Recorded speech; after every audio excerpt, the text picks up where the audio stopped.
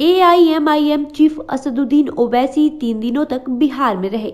इस दौरान उन्होंने किशनगंज में जनसभा की तो अपनी पार्टी के कार्यकर्ताओं के साथ बैठक भी किया। सीमांचल को ओवैसी ने अपना चुनावी अखाड़ा बनाया है। उनकी नजर सीमांचल की 4 लोकसभा सीटों पर है। कटिहार, किशनगंज, पूर्णिया और अररिया में उन्होंने अपने कार्यकर्ताओं का उत्साह बढ़ाया।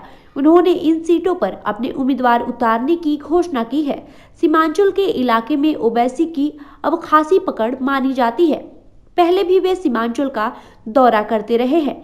इसी इलाके में 2020 के विधानसभा चुनाव में पहली बार एआईएमआईएम के 5 विधायक जीते थे। इसके साथ ही सीमांचल में उनकी ताकत का पता चला। हालांकि बाद में राजद नेता तेजस्वी यादव ने उनके 4 विधायकों को अपने पाले में कर लिया। फिलहाल बिहार विधानसभा में एआईएमआईएम का एक ही विधायक बचा हुआ है। पिछले असेंबली इलेक्शन में किसी को तनिक भी ये आभास नहीं था कि सीमांचल में ओवैसी की पार्टी ने अपनी जड़ें जमा ली है। परिणाम आए तो सभी चौंक गए। खासकर राजद और कांग्रेस को अपने मुस्लिम वोटों के छिटकने का आभास हुआ। बिहार में राजद अपने मुस्लिम यादव समीकरण को लेकर हमेशा से ही निश्चिंत रहा है। उसे ओवैसी की एंट्री से परेशानी अब साफ साफ दिखने लगी। यही वजह रही कि राजद ने बाद में एआईएमआईएम के 5 विधायकों में 4 को अपने साथ जोड़ लिया। फिलहाल एक ही विधायक विधानसभा में पार्टी के झंडा बरदार है। इस बार ओवैसी 16 से 18 फरवरी तक सीमांचल में रहे।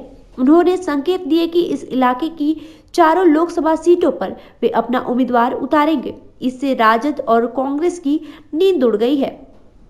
इन्हें अपने वोट बैंक में सेंधमारी की चिंता सताने लगी है। ओवैसी ने भाजपा और जदयू के प्रति अपनी भड़ास भी खूब निकाली। पिछले लोकसभा चुनाव में किशनगंज सीट से ही महागठबंधन की घटक कांग्रेस के उम्मीदवार ने जीत दर्ज की थी। उसके बाद हुए विधानसभा चुनाव में ओवैसी ने अपना जलवा दिखा दिया। विधानसभा के 2 उपचुनावों में भी ओवैसी की पार्टी का असर दिखा था। 3 जगहों पर हुए उपचुनाव में 2 जगहों पर एआईएमआईएम के उम्मीदवार भी मैदान में उतरे हुए थे।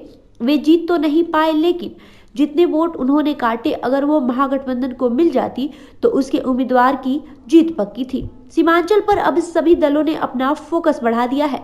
सीमांचल की एकमात्र सीट किशनगंज पर पिछले लोकसभा चुनाव में कांग्रेस ने जीत दर्ज किया था। इसलिए राहुल गांधी ने अपनी भारत जोड़ो न्याय यात्रा के लिए बिहार में इसी इलाके को चुना। अभी पूर्णिया और कटिहार संसदीय सीट जदयू के पास है। भाजपा ने अररिया सीट जीता था।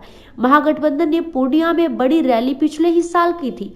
बाद में केंद्रीय गृह मंत्री अमित शाह भी इसी इलाके में पहुंचे हुए थे। ओवैसी के बढ़ते प्रभाव को देखते हुए सभी दलों ने सीमांचल में अपना फोकस बढ़ा दिया है। गोपालगंज सीट पर विधानसभा के उपचुनाव में भाजपा ने राजद उम्मीदवार को हराने में बड़ी भूमिका निभाई। राजद उम्मीदवार की हार का कारण ओवैसी ही रहे। एआईएमआईएम उम्मीदवार को गोपालगंज में 12,000 वोट मिले थे, जबकि बहुजन समाज पार्टी के टिकट पर चुनाव लड़ रहे लालू यादव के साले साधु यादव को 8,000 वोट प्राप्त हुए। ओवैसी की वजह से मुस्लिम वोट बैंक बट गए। इस तरह ओवैसी ने राजद से अपने विधायकों को तोड़ने का हिसाब चुकता कर लिया। इससे ये भी साबित हुआ कि ओवैसी न सिर्फ सीमांचल में वोट कटवा की भूमिका निभा सकते हैं, बल्कि बिहार के दूसरे इलाकों में भी उनकी पकड़ किसी भी दल को हराने में मददगार साबित होगी। वहीं ओवैसी इस गुस्से को अब तक भुला नहीं पाए हैं कि राजद नेता तेजस्वी यादव ने उनके 4 विधायकों को तोड़ लिया। इससे महागठबंधन के विधायकों की संख्या 114 हो गई है, यानी बहुमत के आंकड़ों से सिर्फ 8 सीटें ही कम रह गई थी। तभी से ओवैसी राजद से बदला साधने की फिराक में है। वैसे तो उनकी योजना बिहार की कुछ और लोकसभा सीटों पर भी उम्मीदवार उतारने की है। अगर ऐसा होता है तो इसका खामियाजा सीधे सीधे राजद को भुगतना होगा, जो अपने आप को मुस्लिम वोटों का इकलौता ठेकेदार मानता आया है। पिछली बार 2019 के लोकसभा चुनाव में किशनगंज में एआईएमआईएम के प्रदेश अध्यक्ष अख्तरुल इमाम ने भी चुनाव लड़ा था। उन्होंने तकरीबन 3 लाख वोट हासिल किए थे। ओवैसी को इस इलाके में अपनी पार्टी की ताकत का एहसास भी पहली बार हुआ। एनडीए के विरोधी के तौर पर एआईएमआईएम की छवि रही है। अब तो पार्टी महागठबंधन की भी उतनी ही विरोधी हो गई है।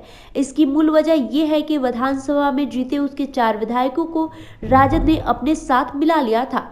बिहार में फिर एनडीए की सरकार बन गई है। ओवैसी को उम्मीद है कि इस बार लोकसभा चुनाव में सीमांचल की पार्टी का प्रदर्शन बेहतर होगा। ऐसा कुछ होने पर एनडीए को तो नुकसान होगा ही, सर्वाधिक असर महागठबंधन पर पड़ेगा। फिलहाल एआईएमआईएम ने अभी अपने प्रदेश अध्यक्ष अख्तरुल इमाम को ही लोकसभा का टिकट देने का घोषणा किया है।